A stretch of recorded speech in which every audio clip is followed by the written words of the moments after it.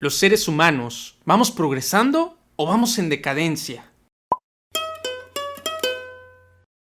Confieso que yo siento mucha ambivalencia ante esta pregunta. Por un lado, hay ciertos eventos que me hacen pensar que la especie humana no ha progresado absolutamente en nada, que si eso no habla de decadencia, al menos habla de estancamiento. Si veo las noticias, veo que hablan de guerra, de pobreza, de opresión y corrupción. Pero estoy seguro que de eso mismo han hablado las noticias desde hace 20, 50, 100 o 5000 años. Pero por otro lado, son innegables los avances científicos, tecnológicos y artísticos que hemos tenido a lo largo de la historia. De forma general, tenemos un mayor acceso a la salud, a la educación, a productos culturales, a la información. Tenemos una mayor esperanza de vida que generaciones pasadas. Cualquiera de nosotros tiene comodidades que ni un príncipe de la época medieval hubiera podido soñar. Luz eléctrica, inodoros, internet. Entonces, ¿estamos peor en algunas cosas y peor en otras? Puede ser. Pero si pusiéramos en una balanza cósmica todas las guerras y conflictos de un lado y del otro lado pusiéramos todos los avances de la humanidad, ¿qué lado pesaría más? Entonces, ¿estamos en decadencia o hemos progresado? Hoy voy a hablar de George Hegel, un pensador que hizo un análisis de la historia de la humanidad, de cada guerra, de cada imperio, de cada movimiento artístico, filosófico y científico. Y una vez que terminó su análisis histórico, concluyó que la historia de la humanidad es una historia de progreso. ¿Por qué concluyó eso?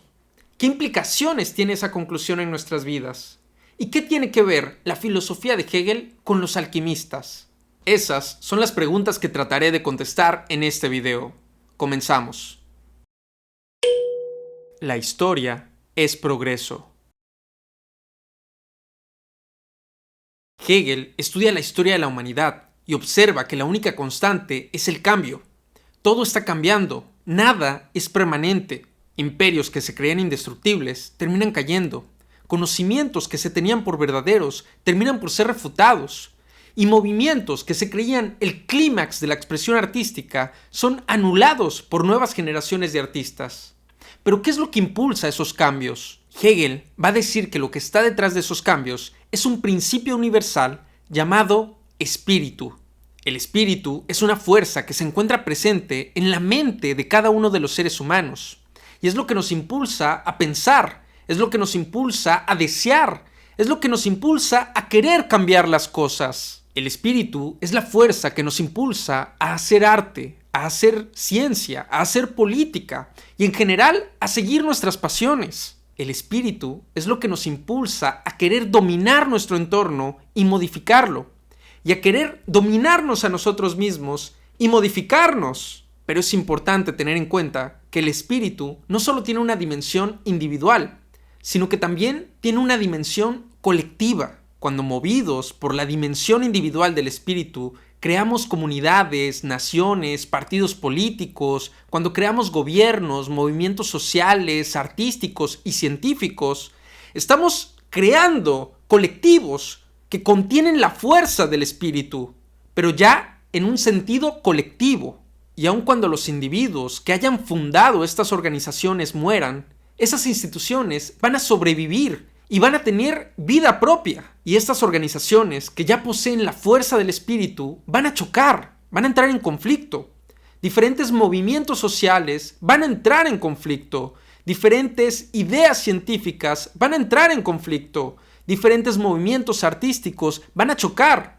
Y diferentes naciones van a chocar también. Y es más, no solo va a haber conflicto entre colectivos, sino también entre colectivos e individuos. Cuando un individuo se siente oprimido por su gobierno, entonces podemos hablar de que hay una tensión entre la dimensión individual del espíritu y la dimensión colectiva del espíritu. Cuando hay una tensión entre el individuo y alguna organización religiosa, entre el individuo y la comunidad, entre el individuo y las manifestaciones artísticas de su tiempo. Hay todo el tiempo una tensión entre el espíritu individual y el espíritu en su dimensión colectiva. Pero lo que hay que tener muy claro es que no estamos hablando de diferentes espíritus. No, espíritu solo hay uno. Es una única fuerza universal que se manifiesta en diferentes formas y que esas múltiples manifestaciones están en continuo choque todo el tiempo a lo largo de la historia. Porque esta fuerza llamada espíritu busca manifestarse en múltiples formas que inevitablemente van a chocar entre ellas. ¿Qué busca lograr con ello? La meta del espíritu es llegar a convertirse en lo que Hegel llama el espíritu absoluto. El espíritu absoluto es un momento histórico en el cual el mundo ya no puede avanzar más, porque ya se han logrado todos los avances posibles. Ya se ha logrado el mayor avance en términos de política, de ciencia, de arte, de tecnología, de filosofía. El espíritu absoluto es un momento en el cual ya se han logrado todos los avances posibles en todos los campos. Ese es el destino de la humanidad para Hegel. Para allá vamos, según él. Pero para que el espíritu pueda llegar a convertirse en el espíritu absoluto, debe de perfeccionarse. Y para perfeccionarse, tiene que manifestarse en los individuos, tiene que manifestarse en las instituciones y hacer que haya conflicto entre ellas. Cada conflicto, cada choque de ideas e intereses, cada guerra, por terrible que suene, es un paso más en nuestro camino hacia el absoluto. Cada conflicto que se presenta y se supera es progreso. Cada revolución, cada tiranía que cae, cada superstición refutada es un doloroso pero necesario paso en nuestro progreso. El sujeto histórico. Normalmente, cuando pienso en personas que nos llevan hacia el progreso, tiendo a pensar en personas como Gandhi, Nelson Mandela o Martin Luther King. Pienso en organizaciones que protegen a la ecología. Pienso en grupos de artistas y de científicos que trabajan motivados exclusivamente por el beneficio de la humanidad y a veces incluso sacrificando su bienestar personal. Pero para Hegel esto no siempre es así. Para Hegel, la gran mayoría de las veces, el espíritu se manifiesta de forma fortísima en aquellas personas que siguen sus pasiones más egoístas, personas que buscan fama, gloria y reconocimiento, personas que son impulsadas por el dinero y el poder, personas a las que las mueve su deseo de dominar y de poseer. Ese tipo de personas, sin siquiera proponérselo, se vuelven agentes del progreso. Pongamos como ejemplo la alquimia, esa antigua superstición en la cual los practicantes creían que era posible transformar ciertos elementos como el plomo en oro, o que a través de ciertas reacciones químicas podrían producir una sustancia compuesta que al consumirse les daría vida eterna. Hoy vemos al pasado y vemos a la alquimia como una paparruchada, una falsedad, y muy probablemente sus practicantes lo único que buscaban era obtener sus propios deseos egoístas, expresados en dinero y salud.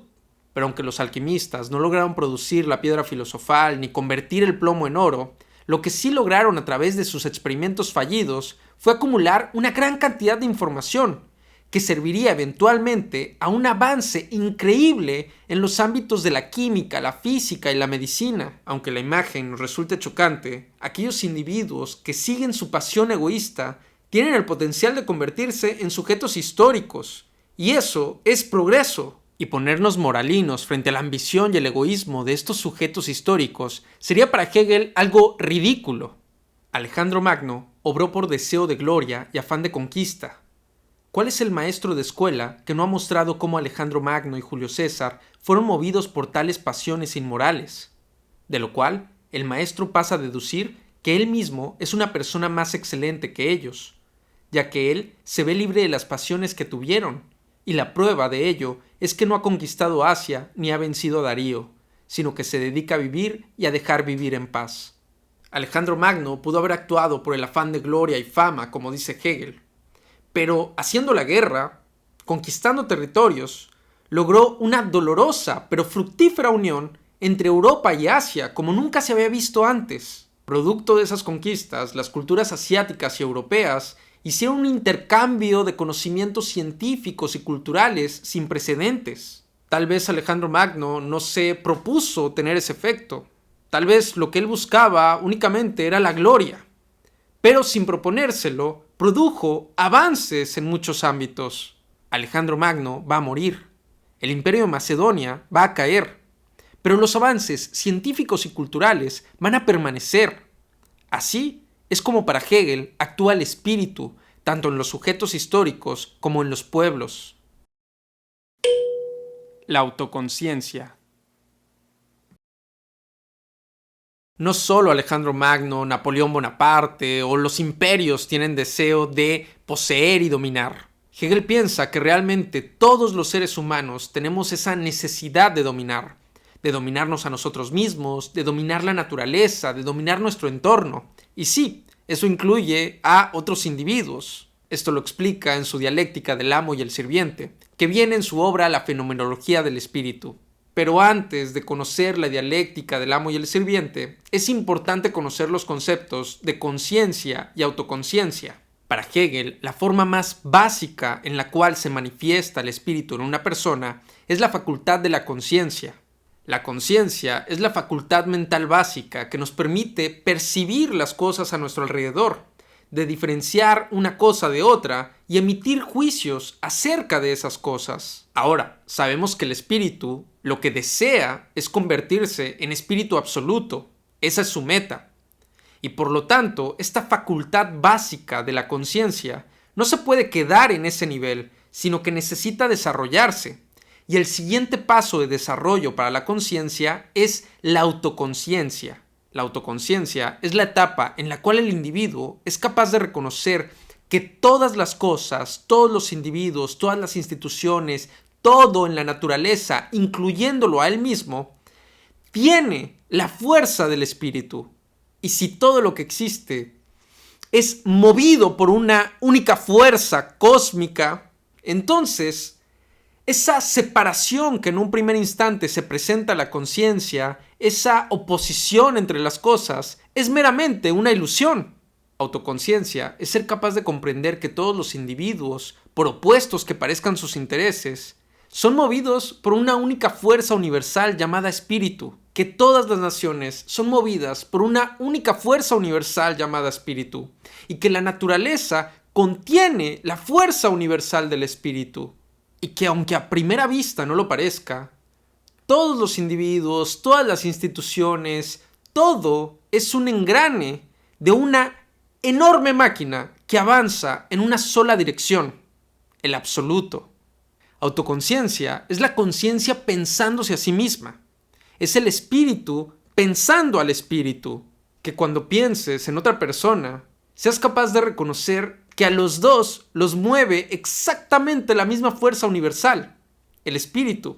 Que cuando pienses en una nación o en cualquier colectivo, seas capaz de ver que lo mueve exactamente lo mismo que a ti, el espíritu. Que al momento de pensar en cualquier cosa que tú llames otro, sea como verte en un espejo cósmico, en el cual la conciencia se reconoce a sí misma. Ahora, como es de esperar en Hegel, uno no llega a ese estado de conciencia sentándose a meditar en paz y tranquilidad. No, uno llega a la autoconciencia a través del conflicto, a través de una buena pelea. Y ahora sí, es como llegamos a la dialéctica entre el amo y el sirviente. El amo y el sirviente. Para Hegel, para que un individuo desarrolle autoconciencia, necesita del reconocimiento de otro individuo. Un individuo no puede alcanzar autoconciencia estando solo. Es necesario que interactúe con otros individuos, es necesario que otros individuos reaccionen a él y de esta forma puedan reconocer su existencia. Pero ¿qué es lo que pasa cuando dos conciencias se encuentran por primera vez? Para Hegel, el encuentro entre dos conciencias deriva en, oh sorpresa, un conflicto. ¿Pero por qué? Porque cada uno de los individuos tiene una visión del mundo diferente a la de su contraparte. Y cada uno de los individuos quiere que su visión del mundo sea la que prevalezca. Los sujetos se van a enfrentar en una batalla a muerte para ver cuál es la visión del mundo que va a prevalecer. Y eventualmente, uno de esos individuos, al verse acorralado, pero queriendo conservar la vida, va a pedir misericordia. Para el vencedor de la batalla, matar a su contraparte sería perder su reconocimiento, ya no podría interactuar con él, ya no podría imponerle su visión del mundo. Así que resulta más atractivo perdonarle la vida. En ese momento, los roles ya quedan asignados. A partir de ese momento, aquel que pidió misericordia será el sirviente, y aquel que ha vencido en la batalla será el amo. El sirviente prefiere vivir en servidumbre que perder la vida, mientras que el amo prefiere perder la vida antes que vivir en servidumbre. Una vez que los roles han quedado asignados en esa relación, entonces el amo va a poner a trabajar al sirviente para poder cumplir sus deseos. Es importante recordar que cuando Hegel escribió esto, todavía imperaba el sistema feudal en Alemania. Por lo tanto, todavía habían señores feudales y sus sirvientes. Bien, entonces, si el amo quiere comida, el sirviente tendrá que aprender a cultivar, a almacenar y a cocinar alimentos. Si el amo quiere una casa, entonces el sirviente tendrá que aprender a construir casas. Y si el amo quiere ropa, entonces el sirviente tendrá que aprender a confeccionar prendas. Hay que preguntarnos ahora, ¿dónde se encuentra ese desarrollo de la conciencia que supuestamente iba a surgir de esta relación entre amo y sirviente? Es obvio que el amo tiene el reconocimiento del sirviente, y esto reafirma su sentido de existencia. El amo se da cuenta de que puede satisfacer sus deseos y necesidades a través del trabajo del sirviente. Se reconoce entonces como un ser libre capaz de cumplir sus objetivos, pero el sirviente no se va a quedar atrás.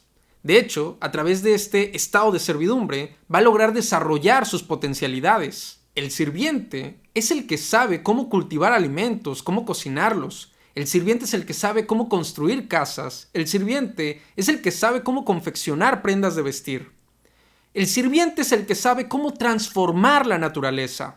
Algo que el amo no sabe, desconoce, porque solo se limita a dar órdenes. El sirviente se va a ir dando cuenta de que puede transformar no solo la naturaleza, sino que se puede transformar a él mismo. Sabe que a través de su trabajo está mejorando sus capacidades físicas y mentales, pero aunque ambas figuras se hayan desarrollado, sigue existiendo en ambos una gran insatisfacción. Por un lado, el amo está insatisfecho porque se sabe dependiente del sirviente.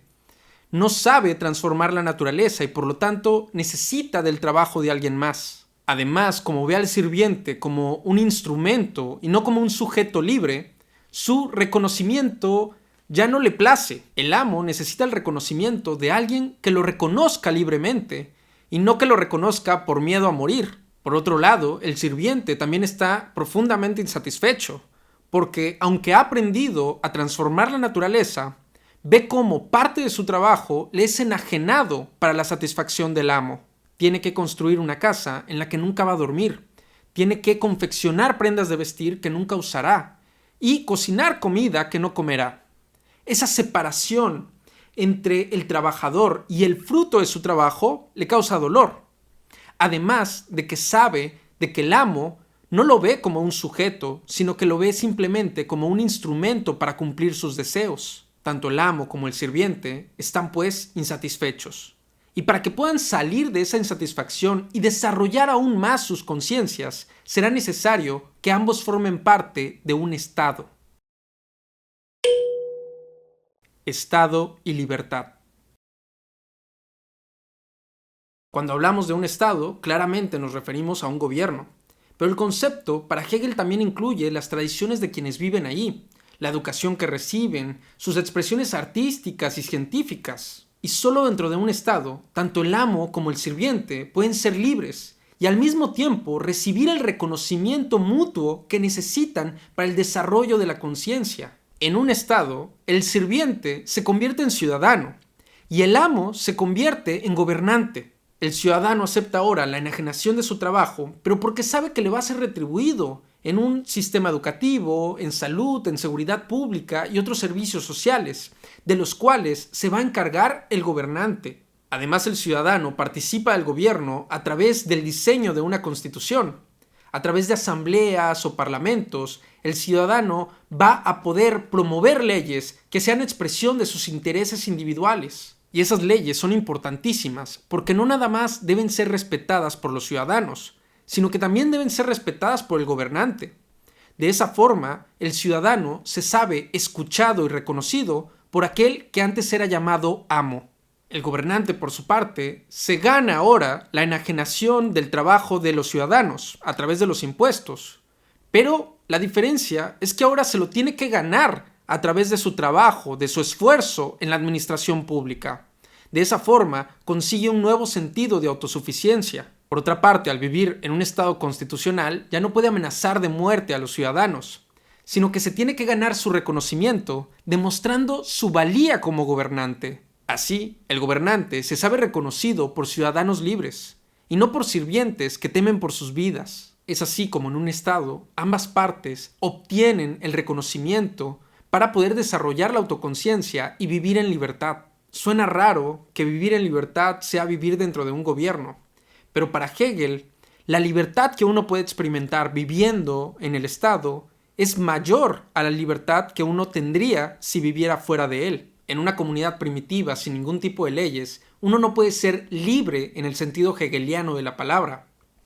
Porque ¿qué caso tiene ser libre si en cualquier momento otro individuo puede coartar tu libertad con una agresión, con un robo, con un asesinato? ¿Qué sentido tiene tener la libertad de poder estudiar si no hay escuelas donde estudiar? ¿Qué sentido tiene tener la libertad de tener movilidad si uno no tiene carreteras? Entonces, no se tiene libertad. En un estado ideal, como lo describe Hegel, los individuos son verdaderamente libres, porque sus leyes, sus instituciones gubernamentales, son expresiones de sus intereses personales. En este estado ya no existe ninguna diferencia entre los intereses del gobierno y los intereses de sus ciudadanos. Lo colectivo y lo individual se vuelven uno solo, y la autoconciencia logra ver que siempre se trató de dos dimensiones de una sola cosa: el espíritu. Notas finales.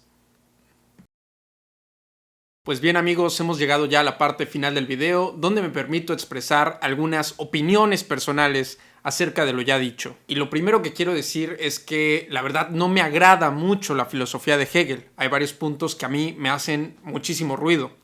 Y uno de ellos es en cuanto a su posición respecto a la violencia. Me parece que hay una narrativa en la filosofía de Hegel en la cual prácticamente se justifican ciertas cosas como la guerra, ¿no? La guerra vista como un paso más hacia el progreso, como un paso más hacia el absoluto, casi como si fuera algo necesario, cuando yo personalmente no creo que sea así. Soy consciente de que las guerras han traído avances en cuanto a lo tecnológico, en cuanto a la administración, en cuanto a la medicina y muchísimos otros campos, pero yo la verdad es que creo que estaríamos incluso mejor en un mundo más primitivo que no tuviera guerras. A lo mejor soy un poquito hippie, pero no creo que la guerra, me niego a pensar que la guerra sea parte de un proceso de progreso, de algo que podamos llamar progreso. Que del egoísmo puedan surgir cosas que podamos llamar progreso, ok. La verdad es que sí lo creo. Pero una cosa es que de un acto egoísta puedan surgir ciertos beneficios sociales. Y otra cosa sería decir que el egoísmo es necesario, que sea estrictamente necesario para poder producir beneficios sociales, lo cual no creo que sea verdad. Entonces, para resumir este punto, una filosofía cuya narrativa trata de justificar el egoísmo y la violencia, para mí es errónea. A mí esta filosofía de Hegel me suena como aquello de que para poder obtener un omelette hay que romper huevos. Y lo que sucede es que a lo largo de la historia se han roto muchos huevos, pero no vemos el omelette. No vemos el omelette por ningún lado. Entonces, ¿cuántas guerras más nos faltan para llegar al absoluto? Esto ya se empieza a volver ridículo. ¿Cuánto egoísmo más necesitamos para llegar al absoluto? Lo que creo que sí hace muy bien la filosofía de Hegel es combinar la humildad y la soberbia. Esos opuestos creo que se unen muy bien en su filosofía. Creo que lo logra muy bien. De humildad, porque llama a los individuos a la acción. Llama a los individuos a participar. Cuando uno escucha esta filosofía, uno quiere participar en la política, participar en la ciencia, en el arte, participar en el ámbito en el cual pueda desarrollar sus pasiones, lo cual me parece muy bien. Ahora, humildad en el sentido de que, aunque es un llamado a la acción, el individuo debe de estar consciente de que lo que va a conseguir no es la verdad, sino un acercamiento a la verdad. Me voy a esforzar por ser el mejor artista del mundo y lo que yo produzca no va a ser la verdad, va a ser un acercamiento hacia la verdad, va a ser un paso más en el camino al absoluto. Lo mismo en la ciencia, me puedo esforzar por ser el mejor científico del mundo y sé que aún con todos mis esfuerzos no voy a llegar a lo que yo produzca no va a ser el absoluto, va a ser un acercamiento al absoluto. Entonces para eso se requiere muchísima humildad. Pero por otro lado, creo que también hay mucha soberbia en Hegel cuando cree que tiene un método a través del cual puede leer la realidad. Y no nada más leer la realidad viendo hacia el pasado, sino que además puede predecir el futuro, ¿no? En este absoluto, en este espíritu absoluto, hay una predicción del futuro de que hacia allá vamos, esto es lo que va a suceder.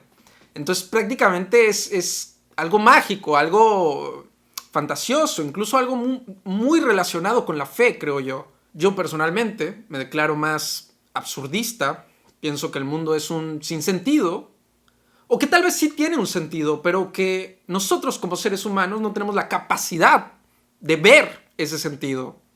No sé, a lo mejor el león piensa que todos son de su condición, ¿no? A lo mejor yo me siento incapaz, yo me siento débil y por lo tanto creo que los demás están en un error al sentirse capaces de encontrarle un sentido al mundo. Podría ser, no lo sé. Pero aún así, pienso que eso es mejor a justificar mi egoísmo, a justificar mis pasiones más egoístas y todavía tener el descaro de decir que es por el progreso, que es por el beneficio de los demás. De esta filosofía me quedo con su posición tan valiente de no tenerle miedo al mundo, sino de participar de él. También con la idea de no temerle al conflicto y de que los obstáculos son también una oportunidad de desarrollo. Pero la violencia y el egoísmo para mí no son evidencia de que el mundo es racional.